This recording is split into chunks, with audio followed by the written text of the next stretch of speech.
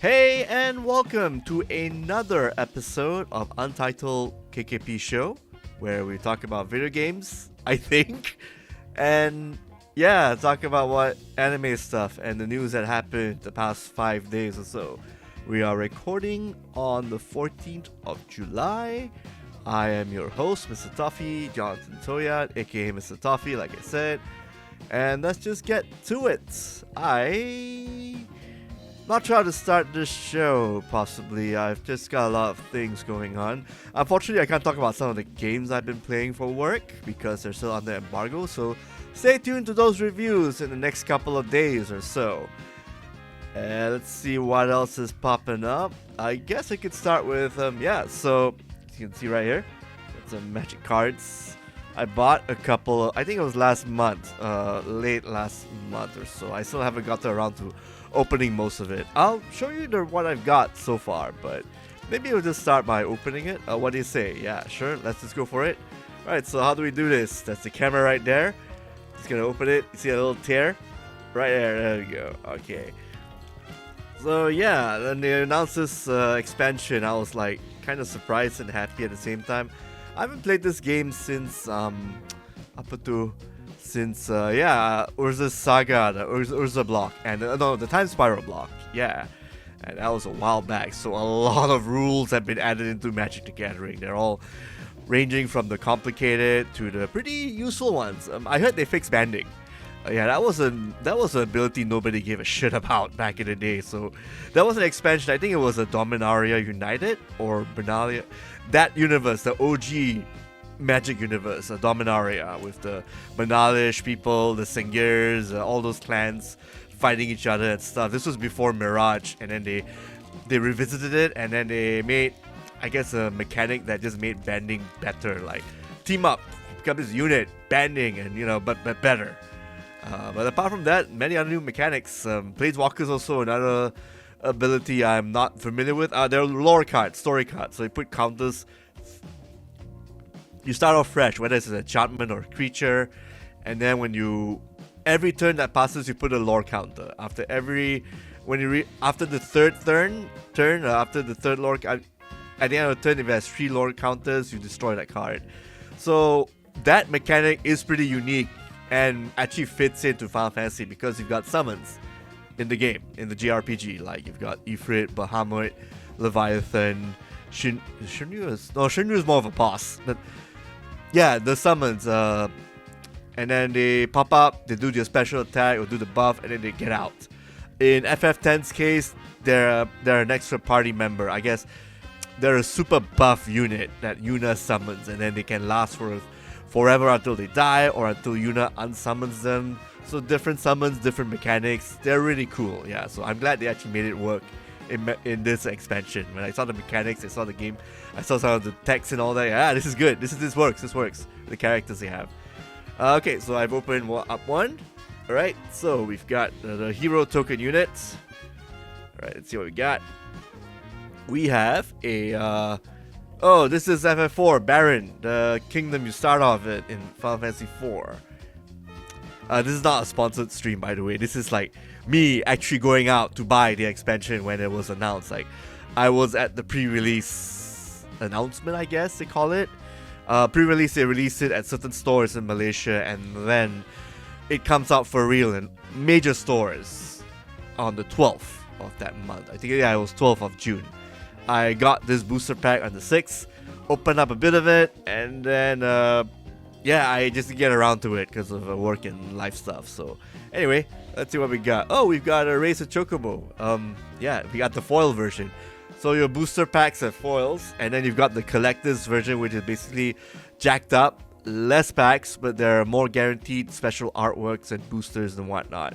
Like you get more of the foils and more of the special artwork for the collector's boosters. This is the standard one. This is what I've used to buy back in the day to build up a deck. Without proxies, mind you. So what do we got? We have Lindblom. This is FF9, I believe. This is where Sid is. The King Sid is. Regent Sid. FF9. It's got pretty cool abilities. You make wizards and they deal damage to opponents.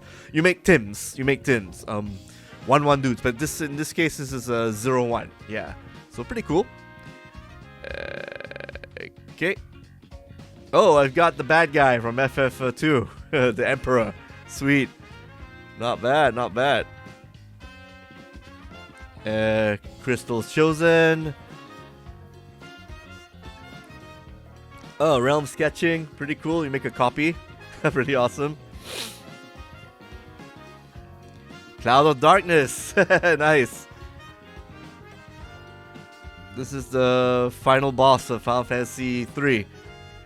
Demoted to silver status. The gold and mythic status are meant for people like Sephiroth or Emmett Shelt and whoever the fuck people like in FF14. That's probably the only Final Fantasy I didn't get to play because I need 120 hours and I don't have that time, baby. I don't have that time. Oh, we got this one. That's a Laughing Mad, Kickin' Merchant, and all the commons. Yeah, we got a good bunch of commons. Yeah, there we go. Alright, cool. We got all the commons. Alright, sweet. And then I guess I could show you what I got previously. I'm just gonna open one pack for today, so I'll do more in the future. Yeah. What we got? See if I can show what I got here. Okay. Got a bunch of cool stuff here. Oh, okay, all that glare is kind of not helping.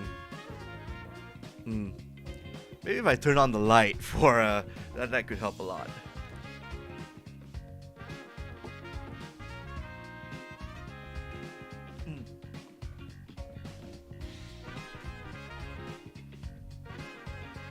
Yeah, I should have just turned this on when I started the show. Yeah. Almost forgot. I'm just so used to dim lighting and all the glare coming out from the screen. So here's what we got. Let's see. Alright, cool. I guess the highlights I got. Oh, Ancient Adamontoise, the creature in FF15 you had to take a while to kill. This one right here. You can see it right there. This one, yeah. I also got Sephiroth. He's somewhere around here. Where is he? Oh, there, one-winged angel. Right there. I got a pretty good one. Knights of the Round. I think that might be used a lot in tournaments. Where is it? Ooh, there's a lot I got here. Laughing Mad, Ash, Quill. Oh, Joshua is the Phoenix. This one's pretty good too.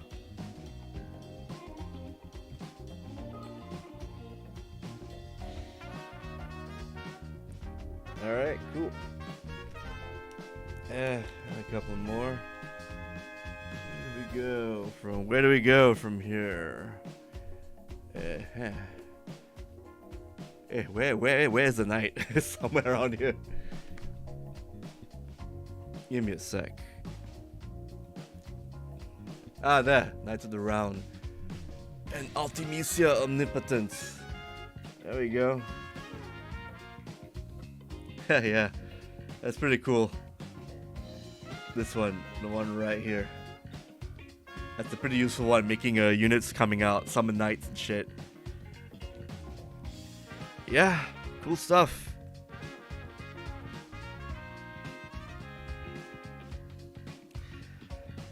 Alright, what do we got? Let's see, apart from that, been playing a lot of Diablo 4 just for fun. I actually started the Wizard, the Sorcerer. I wanted to try out the Hydra build. Still a slow process, but not as slow as I would think it would be. Got, Uma Musume, just playing more of that, definitely. It's still really fun, I have gone through Sakura Bakushin Vodka. Did I got Vodka go through the tournament? The Ura tournament. That was probably the only one you can play through right now. Let's see. Definitely got Silence Suzuka. Who else? I recently got Super Cricket. I think I'm still playing that. Still in the midst of that. Got a couple more Uma Musumes I gotta go through, but so far I got the ones I want. Sakura.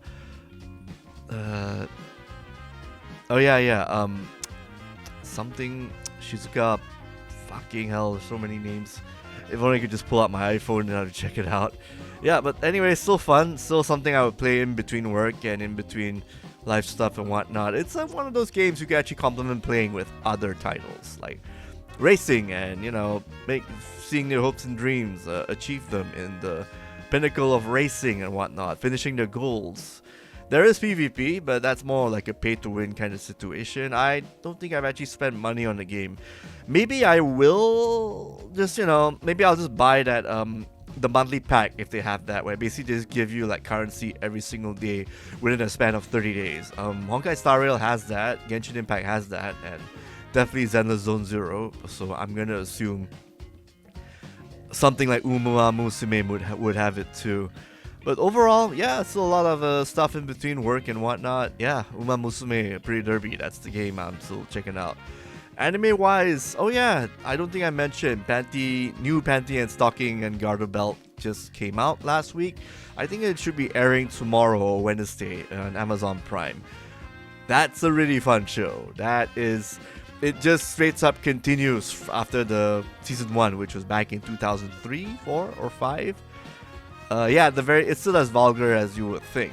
There is actually a segment where one of the characters is missing a piece, and it's in the block-shaped form, and they have to put it back in her you-know-where, and it's as insane as you would think it would be. Yeah, it's still zany, it's still funny, and they still brought back the cuts where they go to a cut of, the monster getting destroyed. It's actually, like in a tokusatsu live action form when the monster blows up in a very gross fashion, or in a very comical, cheap fashion per se. I won't say cheap, they actually put a lot of money filming the live action scenes, but yeah, that's still hilarious. Changing art style is still a thing. You got the chibi Gendy Tartovsky on crack kind of artwork, along with the serious artwork whenever characters like Panty and Stocking transform into their angel forms, using their underwear as guns, transforming their underwear and their pantaloons and whatnot into weaponry. Still as fun as it is. Welcome back, basically. So we're gonna have that as an episodic form on Amazon Prime Video. So looking forward to more episodes. I mean, I already did a review out on the website, but generally it is a heartful recommendation if you're into vulgar, crass, animated humor that's only 18 and above. If you don't like that, it's not for you, that's for sure. Alright, so let's head on to some news. Just gonna recap a bit here and there. Talk about I did an editorial on the Upin and Ipin controversy, where basically the studio behind the game, Streamline Studios, is still under fire for not paying their workers and getting their workers to actually do extra work, otherwise they don't get paid. There are a lot of allegations. Enmia did the report, a good job, my pal Wanamiru right there, for sourcing that out, everything. They're doing projects in that studio pro bono, then to if they want to get the salary, they gotta do this extra work. It's ransom in the highest order. It's just insane. And anyone who brings up those commentary and whatnot in the community chat, and if they spam it, they are gonna get banned and whatnot. Yes, there is a space to talk about it on Twitter and whatnot, to bring it up. That's important. Don't get me wrong, it's important. But to actually post that to a place that's controlled, of course you're gonna get that cut out. You're gonna get that destroyed and cut off, because that's what the PR people will do. It is a bad look, definitely, for the PR side, but that's the only way they can control it or address it, through a very robotic press statement and press release. And yeah, I think that's not much you can say beyond that. It's especially sad, definitely. It's especially sad.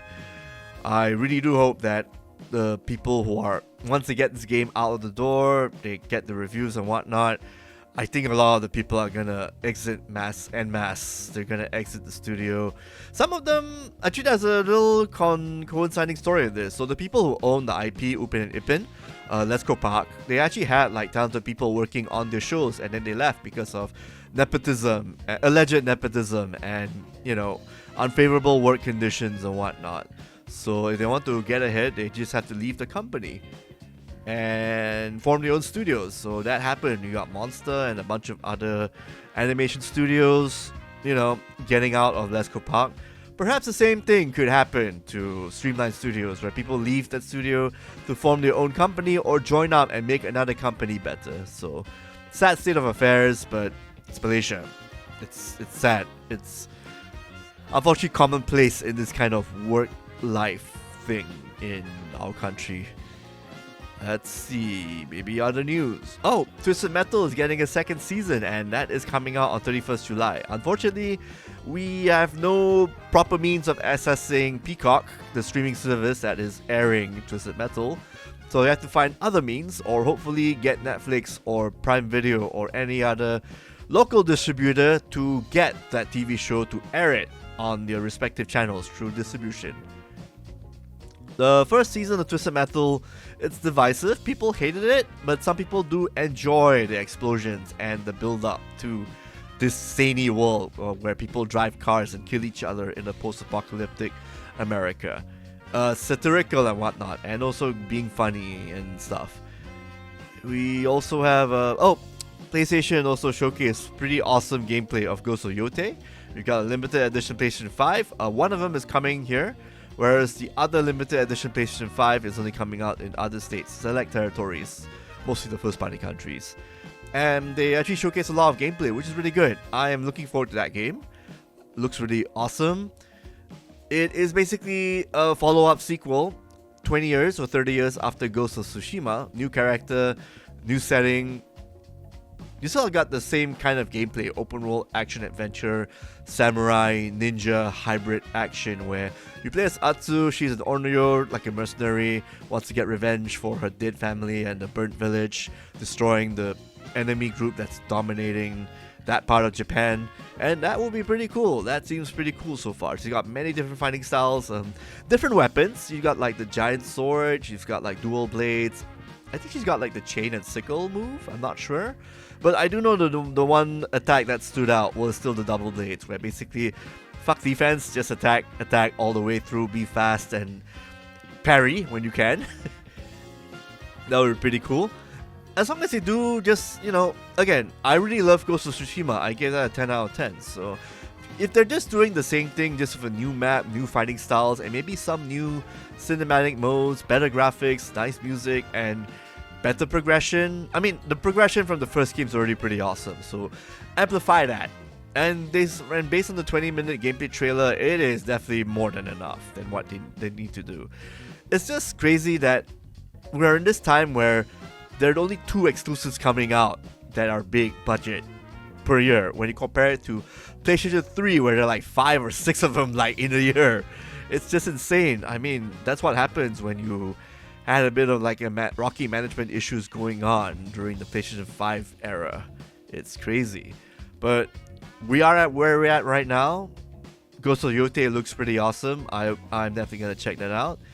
So in other news, we have... what do we got?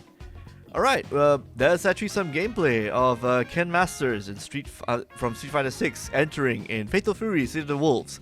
Played that recently online. That was a bit dead, and after playing Andy, who is probably the most sauceless, dripless character to play as, you might as well just play Hokuto Maru than Andy, honestly.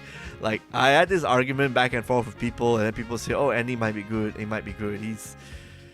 He's just there, he's there. I hope that the rest of the characters come out with better drip, better gameplay mechanics, and more offensive capabilities. So Ken will hopefully do that in Fatal Fury City of the Wolves. Nice to see him fist bumping Terry Bogard after the story mode in Street Fighter 6. And there's a really cool, he looks and plays really good. He's got the usual, the uppercut, DP, fireball. His I guess his SPG in the air is a bunch of multi-hit kicks, which is basically the air, like a follow-up attack after he does his Tatsumaki in the air. A new move per se. So I'm not sure what his ground SPG is. I'm gonna guess it's probably a multi-hit kick, or just his or maybe his X kick from Capcom vs SNK 2. In any case, he seems pretty fun to play. We'll see. I do like more offense-based characters popping up and blowing up characters with a fireball. Might have some trouble fighting Hotaru. She is probably the top tier character in the game as we speak. I could be wrong. Again, the game has gone through one update so far, So the second update, maybe we might see some nerfs, who knows, but Hotaru is dominating. Billy Khan, who is basically like the lower end tier characters in KOF games, he is a top tier character in this game because of his added moveset and the fact that he can just basically zone you out of to existence. You really need to get him. Like, I know that when I play against a Billy Khan player, I will have to put my SPG to my last bit of my health, because I know I'm not going to get perfected. I'm not going to get a perfect, or at least I know I'm going to need pull out all my stops when I'm getting zoned out by a Billy Kane player. So yeah, Ken looks interesting. Summer 2025 for PC and consoles for Fatal Fury, Seed of the Wolves. The other piece of news is for those who like Subnautica 2, you're gonna have to wait a bit, because I don't think that game is coming out in a while. Or maybe it's out. Is it even out? I just do a quick search. It is in early access, coming out in 2026, not 2025. So yeah, I'm guessing they changed the date after this piece of news, where Subnautica 2 developers Unknown Worlds, they are suing Krafton because Krafton has accused them of betrayal. So after the Subnautica 2 co-founders left the company a month prior, Krafton issued a statement talking about the company not meeting the deliverables. And following that press release post, which again, it's a he says, she says kind of thing, Unknown Worlds is currently suing Krafton, and then this is just started, so this will be resolved a year or so later, which means that the game may not come out, or maybe it might be released prematurely, who knows. The fact that it's supposed to be early access means it's supposed to be coming out, so I'm not sure if the developers are doing their work or whatnot. Again, it's both sides. I'm looking at it. Like, some people are willing to take the side of the developer, but sometimes some developers may not be as disciplined as you would think they would be, and maybe just prolong and halt the game or halt the project when they're supposed to be meeting a particular deadline they set, like promised a year or two prior. So again, there are no sides to take yet, because each of these sides has said their piece. The PR company for Krafton said what they needed to say in a very detailed press release, putting them, I won't say they're putting them under the bus, but they're just stating what they did not do or whatnot without being assholes and being as diplomatic as it could. And also, don't forget, Krafton is handling the Hi-Fi Rush people, Tango Gameworks, so that's Hi-Fi Rush 2 coming out, maybe. Now, if, let's just say 2 or 3 or 4 companies under Krafton said that Krafton has been bad, then yes, that is cause for concern. But right now, there's only one company so far. And who knows? Maybe I'm playing devil's advocate here. Like, I'm not too quick to jump the gun. I want to see how this develops. This could be an interesting story, definitely. So don't be too rash to pick sides just yet, because you got to know the full story for both sides. But in the meantime, people are still siding with Unknown Worlds because, again, support the indie devs and so forth. And yes, that is, again, this is your valid.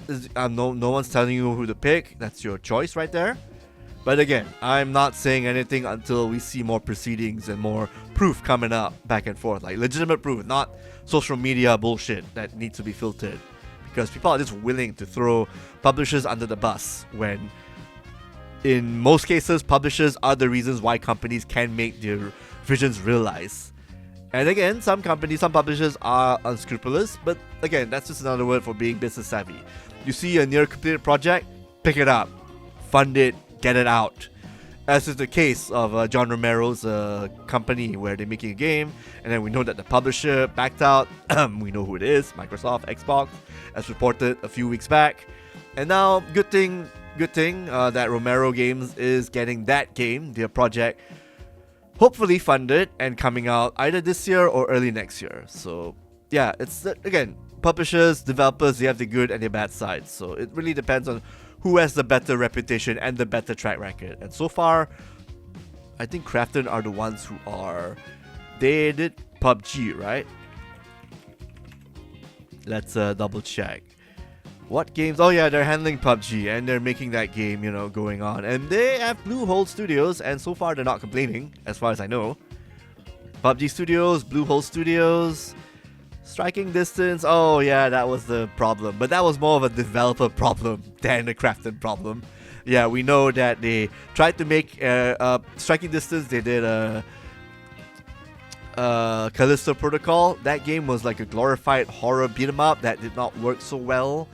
It's not good, unfortunately, but they're making another game. They announced a new game, so who knows? Who knows? Oh no, they actually released the game, Redacted, which is a roguelike, and so far they got positive reception for that. So again, maybe they can't. If they made a first flop, yeah, that's fine. 2-3 flops, of course, the publisher's probably gonna drop you. You need to, it's still a business in the end. Look, you want to make fun games, great, but it's still a business in the end. I'm kind of putting on my business hat because I have worked with Gumi and a couple of other studios back in the day prior to Kakuchopurei. So again, I will pick one or the other side depending on the context. Context is always very important. And I think that is it for me to spill. Let me check my docket. Yeah, I think that's about it pretty much.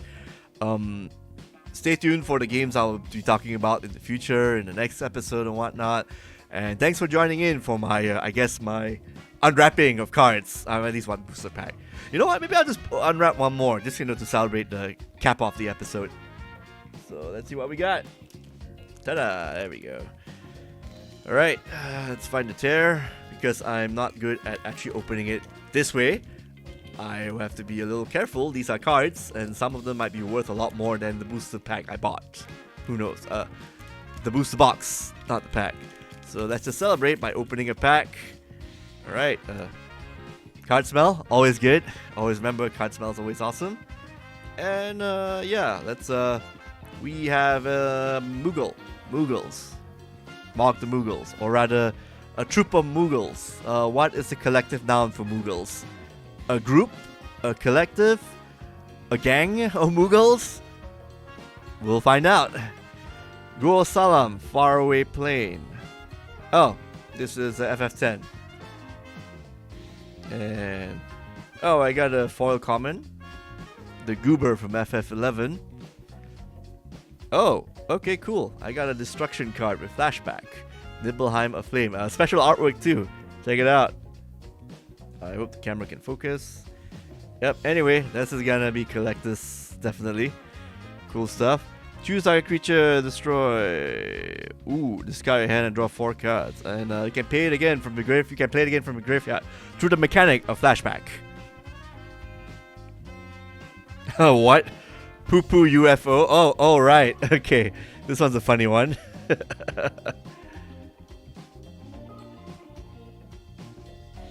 Construct alien. Cute. Cute.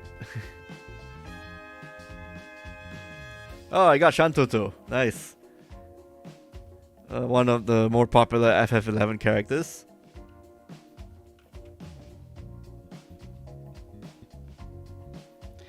Oh, and I got Lionheart, Squall's weapon. And everything. Oh, Primal Garuda. I think this is the FF14. Yep, Garuda. One of those lore cards I mentioned. Saga cards, not lore cards, what am I saying? And a bunch of commons. And that is it for my opening, I guess. Nice, not bad, not bad. Nibelheim of Flame. A nice version of it. Alright, thanks again. Maybe I'll just show it off again one more time. Yeah. Nibelheim of Flame. With the special artwork. Nice.